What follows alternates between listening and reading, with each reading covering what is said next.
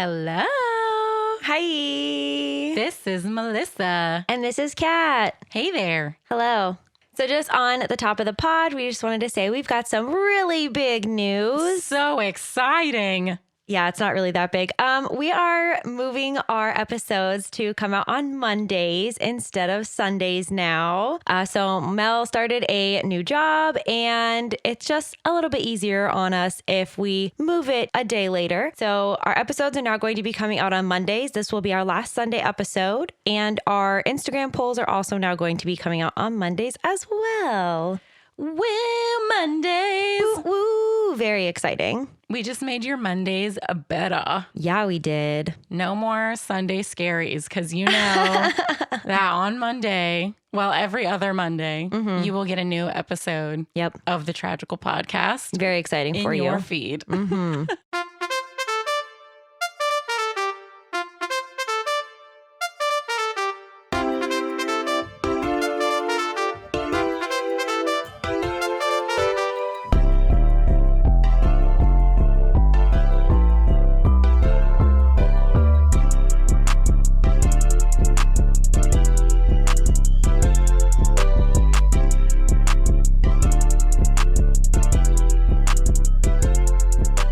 Tragical.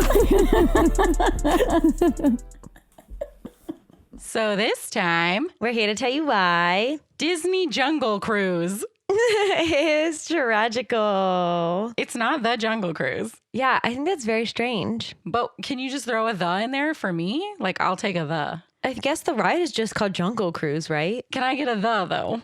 Yeah. Can we get a the in the title? You would think. I'm taking off a whole point from my review. Just for the. For the. The lack of the. I truly think this movie wouldn't have flopped so hard if they threw a the in there. You know what I'm saying? I don't know why this movie flopped. Honestly, this is a fucking amazing movie. It was so good. I loved every second of it. I thought it was so funny. There's truly like one part that I will talk about when we get there where I was like, what? But I loved this movie. Well, I have some fun facts. Yay. All right, this, I guess, kind of touches on what I know you're already going to talk about later in the movie, like you just mentioned. But the main musical theme during the opening is an instrumental version of American heavy metal band Metallica's Nothing Else Matters. It can also be heard variously throughout the movie. It is so out of place. Yeah. So out of place. It's very strange. It felt wrong. It felt off. It felt like it didn't belong in this movie at all. That is truly my only qualm with this movie. I'm like, what? Yeah. I don't know why soundtrack. I don't know why they chose Metallica. It didn't fit. It didn't just feel so good. Yeah. Not a fan of that. Anyway. Nothing against Metallica. No, it's just, this is like it's supposed to be an older movie and in the fucking Amazon jungle. And then you have Metallica playing. Like, it's just so weird. So the next fun fact I have, Mr. Nilo's bird is named Rosita. And this is a reference to another Disney attraction, the Enchanted Tiki Room, in which one of the lines is, "Whatever happened to Rosita?" And I said that while we were watching the movie too. I was like, Tiki Room? That's so cute. I love that. Because she's not in it, but she's actually a real bird in the movie. So I feel like Adventureland is like the most aesthetic, but like I never go over there.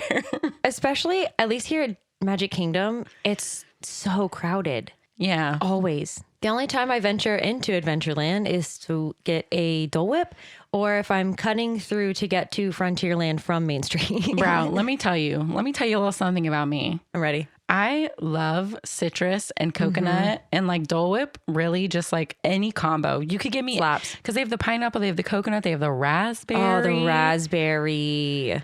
They have vanilla, like any literally lime. Give me any combo of any kind of Dole Whip. I will not take it. But like, I'm not trying to sit here and be a Disney adult and be a huge Dole Whip stan. Because you guys know that I'm not like that. But fuck, man, Dole Whip. Am I right? I will never say no to a Dole Whip. It's so good. It's so good.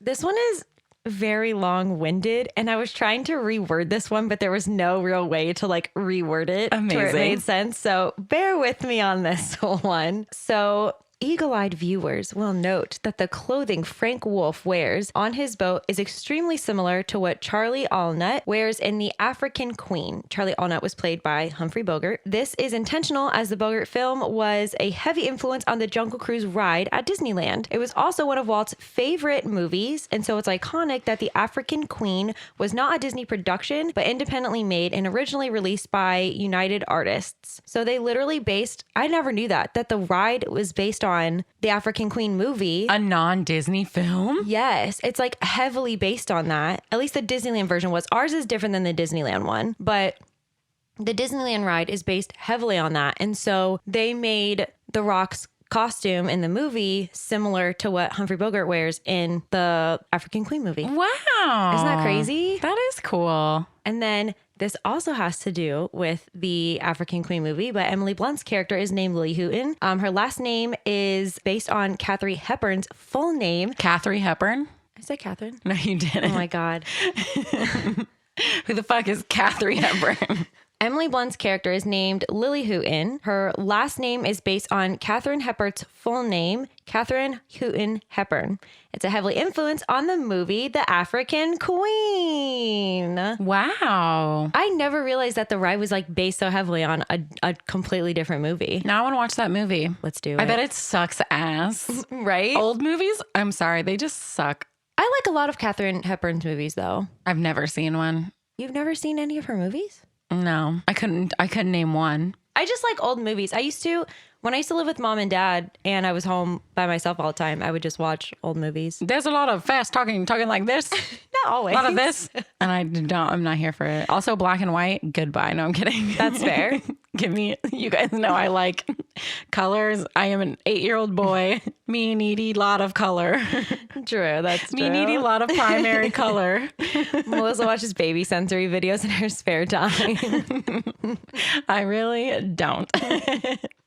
Okay, I have two more. So one of the recurring jokes is that Frank nicknames Lily Pants because she wears pants in the movie. And in that time, women absolutely did not wear something that wasn't a dress or a skirt. Yeah, sluts. Yeah, how dare they? Pants? Are you kidding me? But this is a nod to the fact that Katharine Hepburn was one of the first women in Hollywood to challenge the conventions of her time by wearing pants. I bet they were the coolest pants. Bet you they were. I bet they were like, a little ankle showing too. She was like, check the ankle. Like, check the anks. I bet they fit her hips like perfectly. I bet she looked awesome. Bet you she did. And she was like, I'm going to wear pants today. Yeah. Yeah. See, I'm not trying to watch a movie from a time where women couldn't wear pants. Like nothing great was happening. Good. Oh no. I don't want to listen to the misogyny. You know what I'm saying? That's fair. Ugh. I think that's fair. Bye. All right. This is my last one. And I apologize. I am so bad at people's names when it comes to other languages.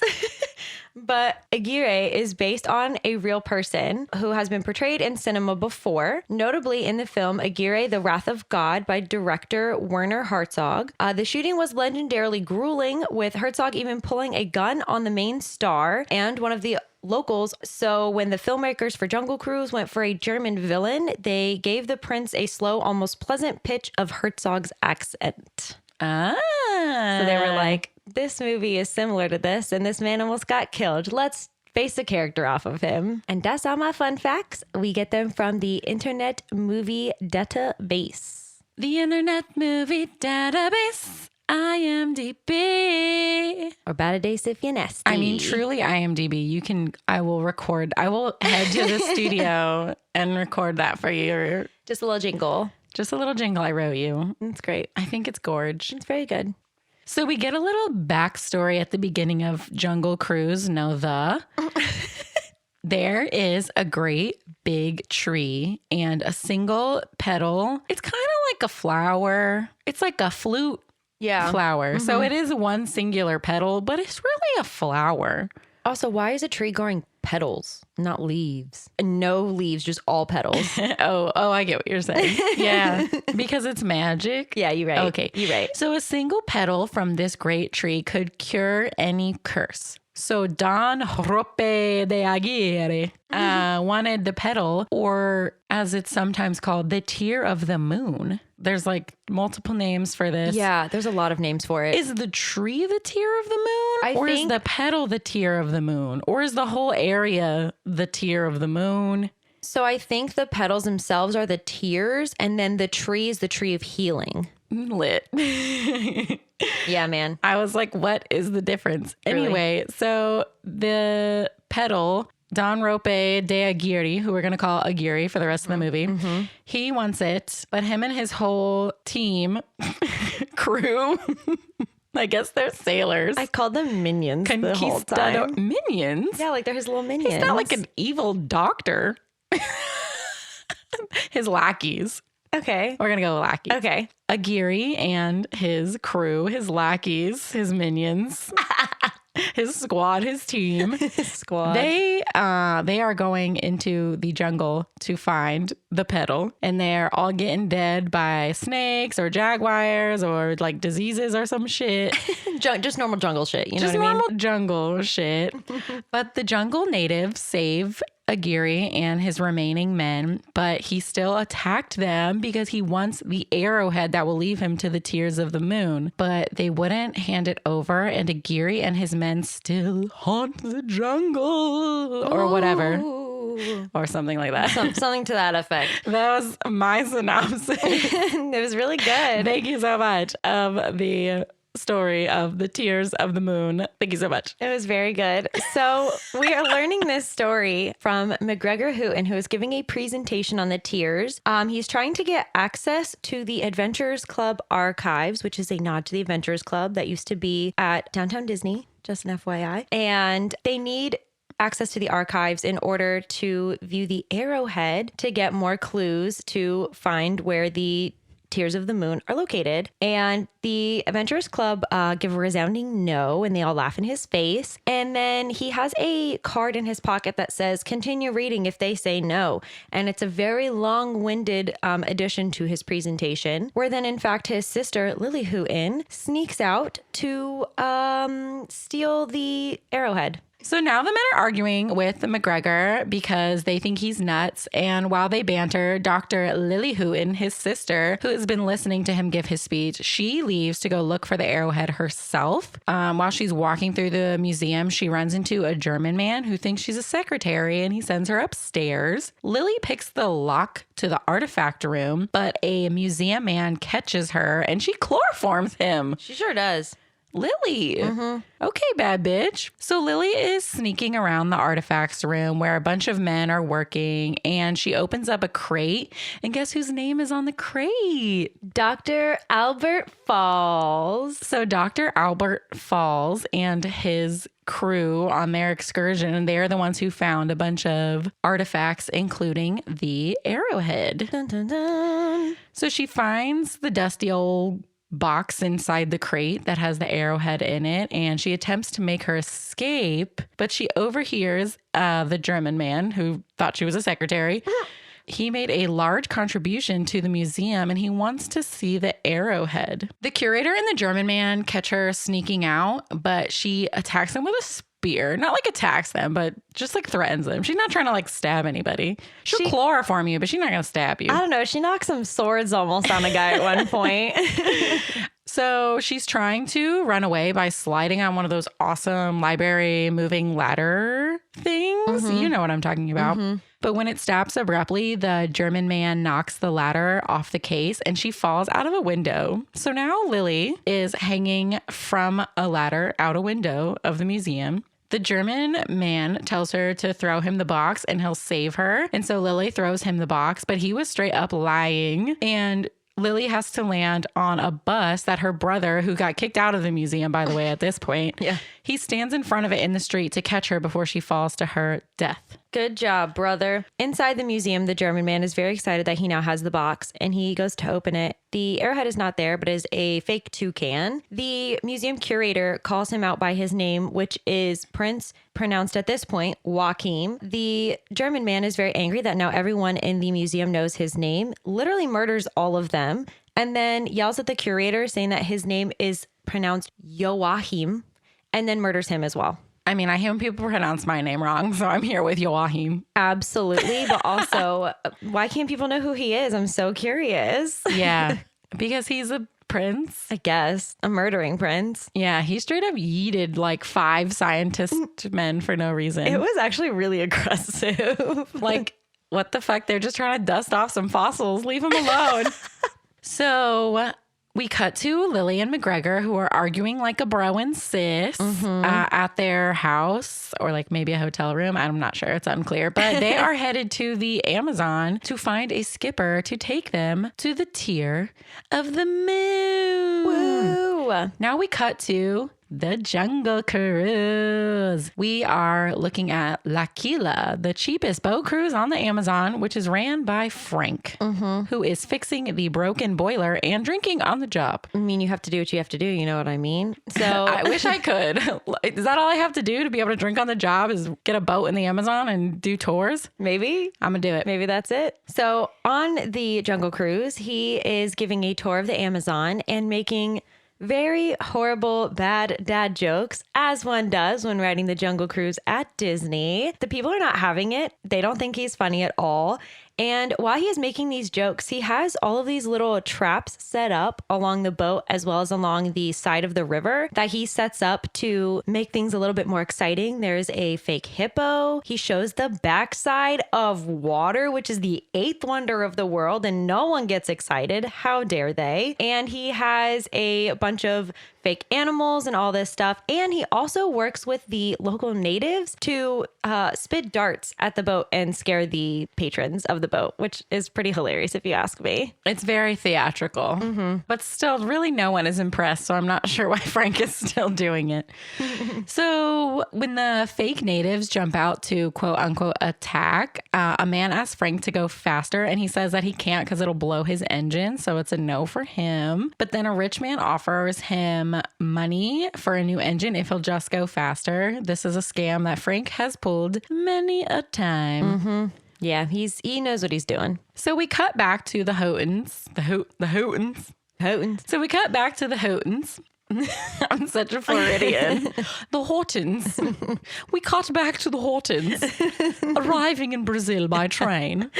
Lily and McGregor are looking for Mr. Nilo, who owns a lot of the riverboats there on the river. And then we are back to Frank. He's docking his boat and collecting his coin from his tour when Paul Giamatti comes and takes his engine and locks it in a box because Frank owes him money. So at the village where Lily and McGregor are looking for Mr. Nilo, there's a spider and scorpion fight going on while people are wagering. And I'm really sad. I didn't like it. And McGregor just wants to take a bath and get a cocktail. And I am with him. I don't want adventure. I just want a bath and a cocktail. It's a big mood. I'm okay. The Amazon, I've seen photos. It's enough for me. It's a big no for me. I'm okay. Bath and a cocktail. Let's go. So Frank follows Paul Giamatti and breaks into his office when he leaves to try to get the key to get his engine back. Lily, in the meantime, she finds Mr. Nilo's office door and she's trying to straight up bust it down. She is like body slamming into the door while she is arguing with Frank, who she thinks is Mr. Nilo, about chartering a riverboat to far off places in the jungle. Yes. Frank will not allow her into the office until Lily finally says, I have a lot of money. And then he allows her into the office. So Lily asks Frank to take her to Lágrimas de Cristal. And she says that she has the map of Aguirre's cartographer. So Frank is worried about the danger and the Pucamatuna people in the jungle. And while they're chatting, Frank pretends that he lost his key to his case. So Lily, she's like a master lock picker. She really is. She picked the lock at the museum. She tried to pick the lock to Mr. Nilo's door. So she breaks into the case and she gets Frank's key so that he can get his engine back. So Frank, pretending to be Mr. Nilo, agrees to take her to Lágrimas de Cristal, very, very deep in the Amazon. Also, during all of this is when he notices that she's wearing pants and can't get over the fact that a woman is wearing pants. And he brings it up approximately 37 times just in this conversation alone. Yeah, he also refers to her as lady or pants specifically, and I love it.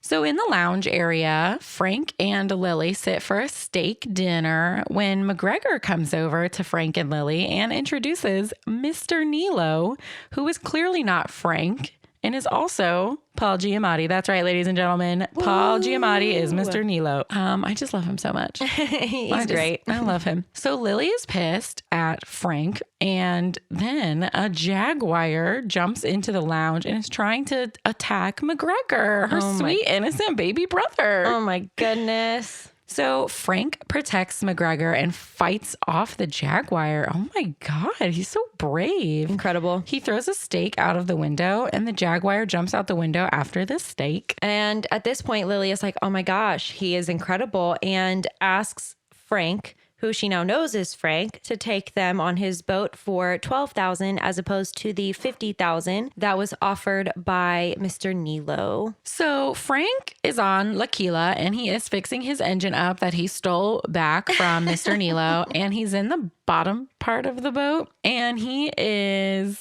talking to his pet jaguar, Proxima. So that whole jaguar stunt was fake. Frank is a liar. So some men are trying to take Lily. Well, they're not trying to take Lily. Some men take Lily. Yeah. She's fighting them, but they definitely take her. While Frank is throwing McGregor's luggage into the river because he has like 25 trunks and bags. McGregor is a diva, a queen. There's no way all of that stuff is going to fit onto L'Aquila. No, there's no way. So Lily is trapped in a bird cage and being taken away. Of course, she manages to pick the lock and she kicks out the cage door to a man with a gun. Oh my gosh, it's so scary. Very scary.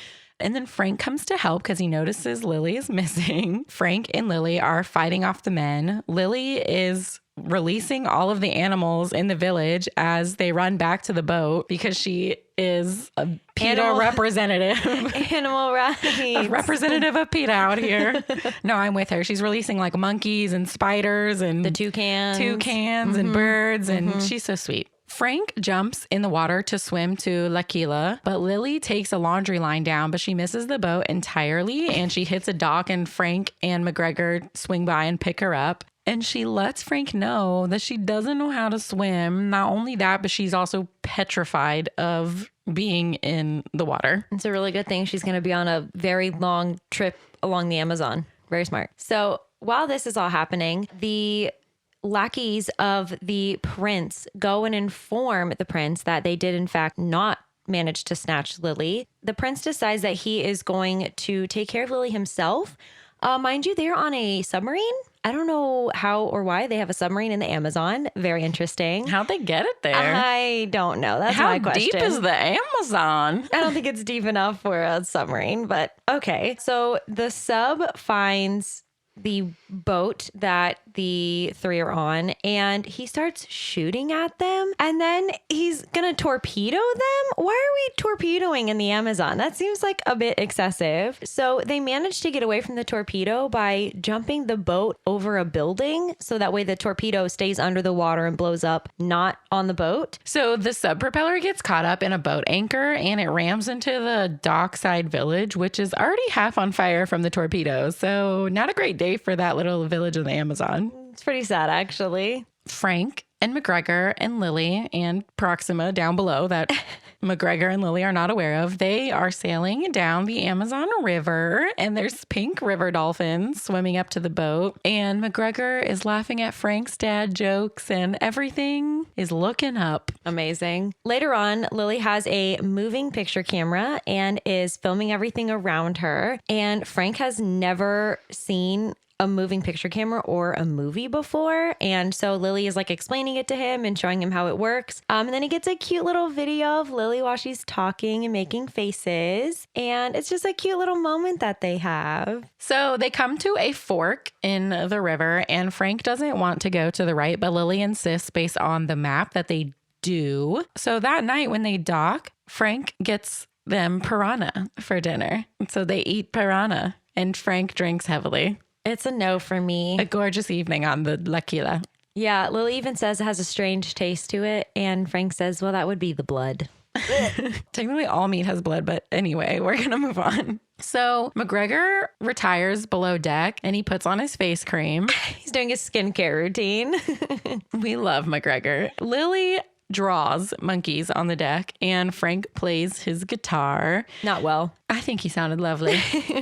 And Frank doesn't believe in the tears of the moon. And he's basically telling Lily it's a fool's errand. While below deck, Proxima decides to come out and attack poor McGregor while he's trying to put his face cream on. I think she likes the smell of his face cream and just wants to lick it off of his face like a little treat. So when McGregor comes up on deck with Proxima close behind, Frank acknowledges Proxima by name, and Lily asks if Frank has ever not told a lie about anything, because she realizes now that the jaguar that attacked McGregor in the lounge was his pet. Yikes. So while this is going on, the prince decides that they're going to seek out the conquistador Aguirre to ask him for help finding the arrowhead. His lackeys think he's crazy because, one, it's a legend, but two, even if the legend is true, Aguirre is dead. So how are they going to ask him anything? But they do in fact find the current resting place of Aguirre and his lackeys. So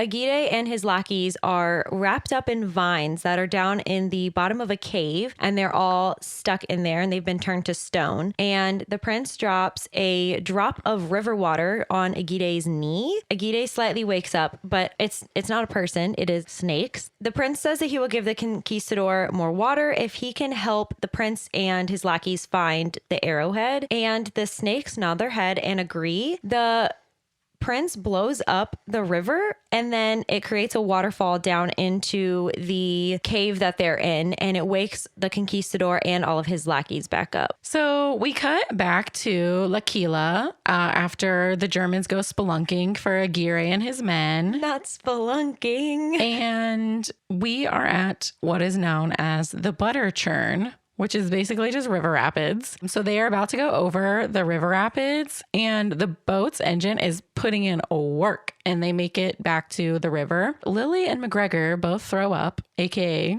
they're churning butter. I could have done without this part. There was a lot of vomit in this scene. It was not good. Because while they were in the butter churn, down below deck, a wine bottle breaks and Proxima gets wasted and then comes up on deck and vomits. So this jaguar likes to party. You know what I'm saying? So now that they're back on course, Lily breaks into Frank's cabin while McGregor and Frank chop wood in the jungle and talk about how McGregor is gay.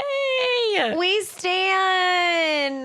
Frank loves that for him. And Lily was the only person in McGregor's family that accepted him for who he was. We stan a gay king. I am so obsessed. Lily discovers that Frank wants to be a fancy man in London. And she also... Not a fancy man. And she also discovers that he was also on a search for the tears of the moon. Mm-hmm. So Frank catches Lily snooping in his cabin. And Frank says that the tear doesn't exist. He looked real hard for it and it's not there. So this is, again, a fool's errand. Mm-hmm. McGregor is having a moment with Proxima and he gives her a little pat on the head. Mm-hmm. And then this beautiful moment is ruined by McGregor taking a dart by the natives. And then Frank and Lily get darted as well. So Frank, Lily, and McGregor are brought up into a giant tree by the natives. So Frank is talking to the chief and trying to convince them to take Frank and not to hurt Lily and McGregor. They're just, they're on an adventure. They don't need to be hurt. So Lily is pretending to barter with the chief, but she's actually cutting her binds with a jawbone that she found while they were walking to the chief. And then she grabs a spear and she goes to attack one of the natives, but they all laugh at her. And we meet Trader Sam, but Trader Sam is a lady. Yeah, she is. We went from Samuel to Samantha. We love it. So all of these native people were hired by Frank to scare Lily and McGregor to not continue on their journey.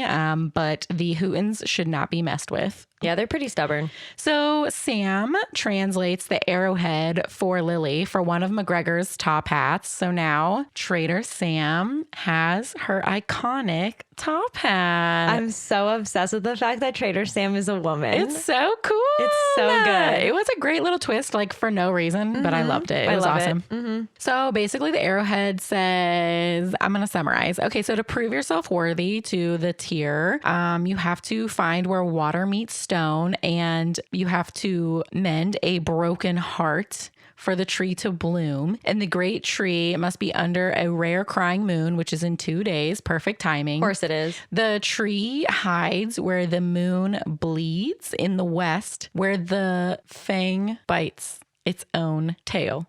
So basically, like on the map, you can see there's part of the river that kind of loops around and it looks like a snakehead biting its own tail. So that's where the tree is. Yeah, so everyone's been looking in the wrong spot the whole time. Fucking idiots. Dumb bitches. So Lily wants to take a canoe because she is really done with Frank and his lies and his bullshit. And Frank insists that he goes with her and she refuses. She's like, no, Frank, and here's your money and don't ever talk to me again, please. And thank you. So that night, the Aguirre conquistador spirits attack the native village. Aguirre and his men are at this point made up of everything from trees and snakes to beehives and bees and mud and muck. They've like become spirits of the Amazon. Okay, the bee one is very cool looking. He's a cool love looking dude. him. The mud guy I could do without. The snakes crawling through Aguirre is so disgusting. And at one point, someone slices his face with a sword and like one snake climbs out of the like hole in his face. I'm not afraid of snakes. I'm really not. It was still disturbing. They look so cool. Oh, it was very cool, but absolutely, it's meant to be skin crawling. It was very skin crawly. Get his skin crawly. Snakes in his skin. His skin is literally crawling. So Frank gets stabbed by Aguirre, but he is able to grab the arrowhead and he throws it to Lily. So Lily is running into the jungle alone because McGregor hurt his foot because he's a sweet baby angel.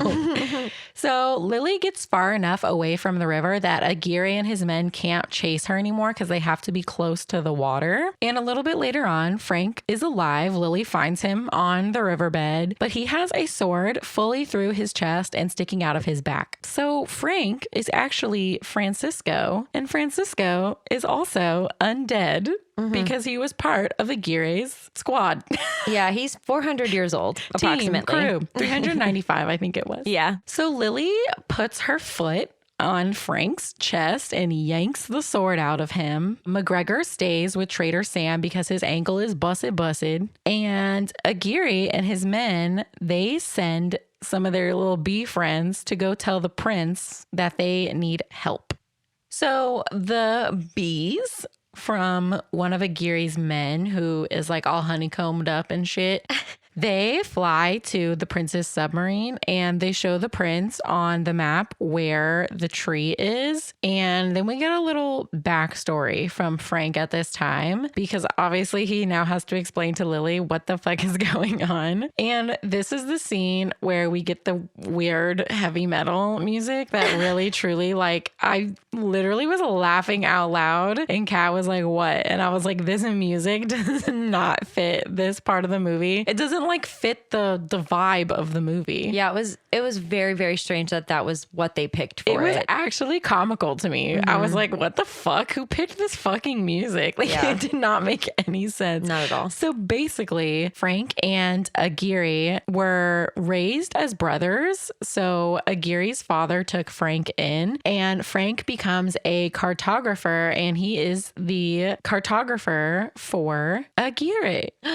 So all the maps that Lily's like, oh my God, I have these awesome fucking maps. They are all Frank's maps. Incredible. So basically, Aguirre wanted to save his daughter who was really sick. That's why he was looking for the tear. And when the natives saved the conquistadors, Aguirre was getting impatient because he wanted to find the tear. He was worried about his daughter, and the chief refused to tell Aguirre where the tear was. And so Aguirre attacked the natives, but Frank intervened joined and was fighting Aguirre, and Aguirre stabbed Frank. Now, this is where I'm like, okay, what the fuck? So the chief cursed all of them, and that's why they are undead and tied to the river. But Aguirre just like kept trying to stab Frank over and over. Like daily, he would try to find Frank and stab him. Like, sweetheart, what are you trying to accomplish? You're both dead. You're not going to do literally anything. Yeah. I guess he's just taking out his anger on him, but it's so stupid. Yeah. So anyway, Frank, one day while he is running away from Aguirre and his men, he sets up a trap. And so Aguirre and what's remaining of his crew, it's like 3 other people or some shit, not that many of them, they fall into the cave.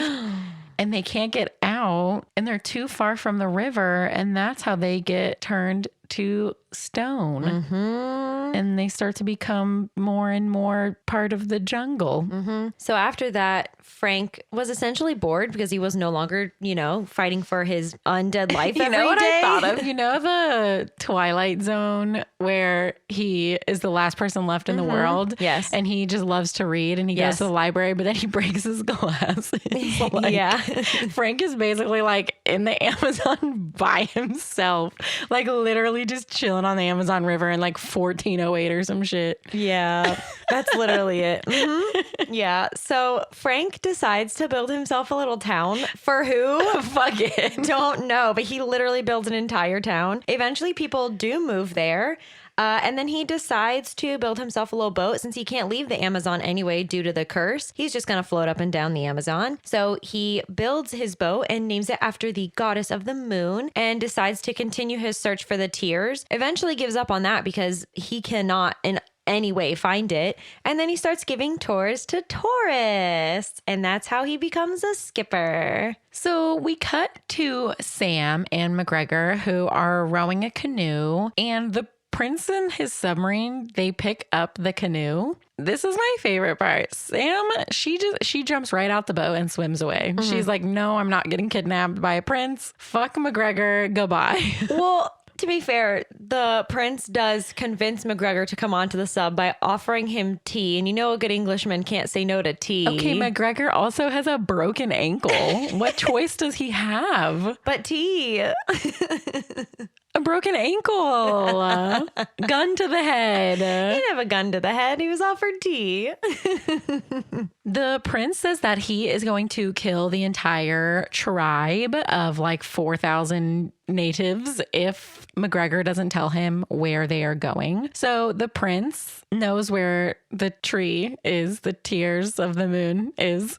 And the prince also kills the bees so that the bees can't go tell Aguirre where they are going. He smashes them with a shoe. Are you kidding me? It's really dramatic, Those actually. Sweet angel baby bees. And then save the bees. And then he keeps hitting it, and McGregor goes, I think they're dead. Oh my God. The poor little bees. It is pretty sad. So we cut back to Lily and Frank, and they are chatting. And Frank says that when he finds the tree and he gets his petal, that he wants to rest. AKA he wants to be dead. Yeah, he wants to go bye-bye. And Lily says that he could have one more life, and that life could have meaning. Because the only life he's ever known is going up and down the fucking Amazon River. Yeah, and he's like obsessed with London and automobiles and all the cool stuff that's happening in the world. And he can't ever see it. So Lily and Frank find where... Also, I just love their names together. Lily and Frank. They're pretty cute. Super cute. So Lily and Frank find where water meets stone, basically a waterfall, and they have to swim to a lever. This part gave me so much anxiety. I don't know if you saw me like literally fully clenching my whole body this whole scene. So basically Frank can't fit through these like gates. Those like revolving doors, but they have like the spikes. It's kind of one of those situations. Yeah. So Frank can't fit. He's too big. So Lily has to swim down to pull the lever. And again, she's petrified of the water. Frank convinces her to get into the water. She strips down to her underwear, which is basically like an entire pantaloons outfit all the way down to her ankles, and a full like long sleeve white shirt. She's butt fucking naked. He literally says, "Are you wearing pants under your pants?" Like, it's so funny. So Frank and Lily swim down. When Lily goes into the bars to pull the lever, she steps on a stone that closes the entrance. So now she's stuck inside of a cage with the lever. Underwater. Her favorite place. Yeah. So because Frank is undead, he gives Lily some air, mouth to mouth. And then while she's trying to pull the lever, Frank goes back up to the surface, gets more air, brings more air down to Lily. Another smooch. Make out. Just kidding. It's life-saving. It's important. And Lily is still yanking on the lever. So Frank goes up to get more air, but he's attacked by piranhas. My worst nightmare. Piranha? Yeah. Piranhae? Piranhas. I think piranhas.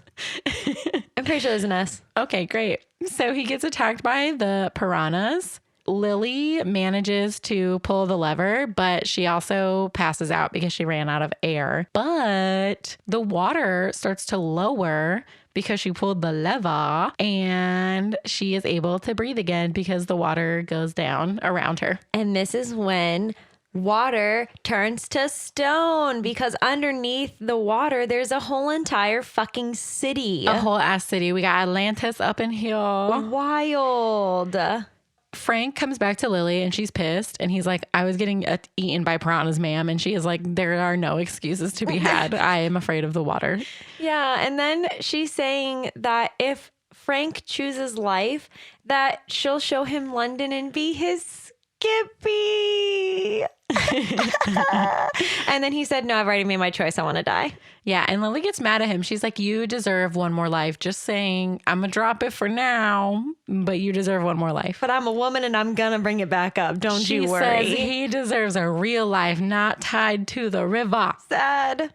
As the water is receding still, they see the German prince's submarine. Dun, dun, dun. It's literally just like chilling. So the prince is already there, unfortunately. But guess what, my friends? One of the bees, a brave soldier in this war, he made it out alive. He's got a little broken wing, but he is flying as fast as he can to go tell Aguirre's men where they are. I just love bees. I know you do. You know I love them. They are at the tree. They find it. That bitch is dead. So there ain't no petals. If you touch one of the tree branches, it just disintegrates into dust. So it's really not looking great. They find this stone ball at the base of the tree. Frank enters the stone ball thing at the request of the German prince and his men. But he also needs Lily to translate the hieroglyphics inside. Are they hieroglyphics? I don't fucking know. And she says that she will in return for a petal from the tree. And the prince says, listen, you both get one petal. I don't care who gets it in the end. You can kill each other for it if you want. And knowing that Frank is undead, they agree. So Lily also goes inside this stone ball at the base of the tree, and she translates that basically the arrowhead is not an arrowhead. It's a stone heart. Also, while this is going on, the prince and his men are singing German folk songs. It's gorgeous. It's really great. Wow, I loved it. Yeah, it was a bop and a half. The prince is I honestly love him. Sorry, not sorry. Also, we looked it up and he's married to Kirsten Dunst. So we love that for him as well. Yeah, pop off. I was like, who is this man? I love him. And then he's married to Kirsten Dunst. So that is awesome. So while they're reading the inscriptions, they realize that the arrowhead is not an arrowhead, but it is a heart.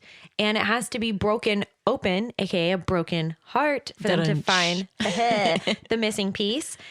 So I almost called him The Rock. Frank. Dwayne, The Rock Johnson breaks open the heart. And inside there is a purple pink gem. It was blue, 100%. No, it wasn't. Wasn't it? No, it's the same color as the petals on the tree, which is like a purple pink color. But thank you. It looked turquoise to me.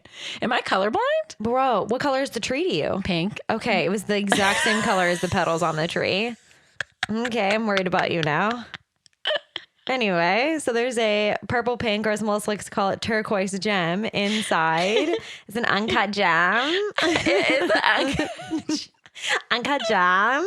And they place it exactly where it needs to go inside this weird ball thing that they're in. Yeah, the ball was interesting. And the tree starts to light up and the petals start to form on the tree. But mind you, this tree is like big as fuck. And they're like literally hundreds of feet below even the lowest petal that is currently on this tree. So then Lily grabs a gun from one of the lackeys and shoots Frank. Gasp. She shoots him twice because he won't go down the first time. Yeah, bro, come on. She didn't have to shoot you twice. Just pretend like she hit you good the first time. And then she says, I'll take my petal now. Boom, bitch. So Frank falls into the water and he swims to L'Aquila, his boat, and he's taking out the men on the boat with a little help from McGregor and Proxima, his jaguar. So basically the Germans are tied to each other, tied to the tree branches so they don't fall to their deaths. Basically, we got a buddy system going on up in the tree. So Lily takes the rope from the Germans and she makes it up to one of the branches on the tree, and the tree is starting to die again because the moon is going away, but Lily manages to run all the way to the very last petal and picks it off of the tree before the branch goes dead. So Lily has the only petal from the tree. But as Melissa said earlier, when it's not all lit up and gorgeous, the tree is essentially nothing. It's dust, dying. So the branches start breaking, and the branch that Lily is standing on breaks and she starts to fall down. The prince at one point is standing over her while she's literally dangling from a breaking branch. And he says that she needs to hand him the petal. She's going to die either way. He was like, so you might as well give it to me so I can at least do something useful with it because you're going to die no matter what. Yeah, right. Fuck face. Right. And so she just drops the petal because Frank is below her on the boat, and he grabs the petal out of the air and she manages to fall, and she brings the prince with her. So Lily lands on a tree branch, and the conquistador shows up with all of his little minions, and they start fighting and attacking everyone with his space snakes. Thanks to Mr. B. Mr. B. Yeah. He did the thing. They start to go after Lily, and the prince is still trying to go after Lily as well. Everyone is after poor Lily. She's really just out here trying to live her best life. You know what I mean? So Frank tells McGregor to get off the boat with Proxima and to tell Lily that you're world enough for me. So the German prince didn't die somehow when he fell off of the tree with Lily, and McGregor is beating him up, and then a rock falls on him and he dies for real this time. So RAP finally to the German man. Died like 10 times in this one scene. Truly. Frank takes on Aguirre and his men, and they get onto L'Aquila, and then Frank drives L'Aquila into the entrance where they came in, and the river stops flowing. And because they are so far from the river, they get sucked to the wall and become stone again. So Aguirre and his men and Frank are all stone. So Frank had given the final petal to McGregor to give to Lily, and McGregor tells Lily what Frank said about her being world enough for him. So Lily and McGregor walk over to where Frank is stone now, and they put the petal into Frank's mouth, and it disintegrates into his soul, I guess. And he doesn't come back right away, so they assume that Frank has decided to rest. But then as they start to walk away, the stone starts to crack and Frank is released, and Lily runs to him and they smooch. And then McGregor comes over and Proxima too. And then all four of them are hugging, and it's so cute. And I love them so much. It's and very cute. McGregor's like, I love you guys. And I'm like, same. I love it. And then while they're all standing there, the tree decides to give them another petal. Oh my gosh. So they get back to the village. Hopefully they're rebuilding. And Frank gives his boat to Paul Giamatti, Mr. Nero, because he don't need it no more. And now Mr. Nero owns all the boats at that village. Good for him. And then we cut to McGregor, who is giving a speech to the old farts at the whatever society, the Who Fucking Cares Museum People Society. Adventurers Club. Amazing. And he basically tells them that their association is not worthy of their excursion findings. I would like to say that McGregor calls them all crusty old farts. And then he also brings up the fact that the village on the Amazon was run by a woman and all the men start screaming about it. And so they truly are crusty old farts. They can fuck off. So Frank and Lily are in their automobile and Lily is teaching Frank how to drive and Frank is making dad jokes. And Lily also makes a dad joke and he is very proud of her for it. Yes. They're so cute. Very cute. I'm so happy for them. And that's the end. Frank gets to be a fancy London man. Yeah, he's wearing like a maroon suit with a top hat and he gets so to drive cute. an automobile. And he's got a hot bitch by his side. Yeah, man. Ugh. It was very good. What a great movie. Mm-hmm. Would you like to go first? I will. I really loved this movie. It was so good. It's like one of my new favorite Disney movies. It was pretty good. I give it a 9 out of 10. It was amazing. It's not like my favoriteest movie ever, but I did really enjoy it. I put Jungle Cruise as my number 23. So it is above Pinocchio. That's right. Pinocchio has been knocked down a rung. Wow. And then it is below Beauty and the Beast. It's a good one. Mm-hmm. I also gave Jungle Cruise a 9 out of 10. Mine is sitting below Monsters, Inc., but above Jungle Book at number 35. I also would like to bring up the fact that we did not talk about it, but at one point when they're showing the flashback of Frank being raised with a guide, there is a point where he is wearing a wig and a beard.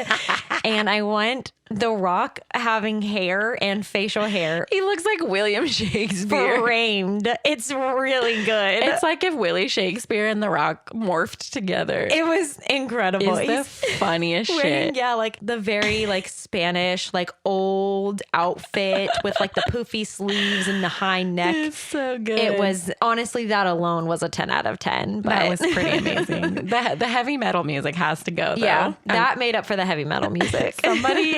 Somebody changed the music, please. Yeah, that was so weird. It was very weird. Yeah, what a good movie. It was so good. Are you ready to guess? I'm so excited. Let me get ready. Okay, so I'm going to do something that we haven't done yet. Oh, I have picked a sequel. a sequel? Yes. Oh my goodness. This is our first sequel. Okay. It is a sequel to one of my favorite Disney movies. Okay. It is a Pixar film. Okay. There are tons of main characters. Anything I say will give it away, so it like doesn't. Toy Story 2? Yes. I'm like, there's nothing I can say that won't give it away. Wow, our first sequel. Woody's Roundup. This is the last Toy Story movie I think I've seen. I've seen 3. I have seen 4. to drive all the way to work on a Monday. And it's across the street. Wow.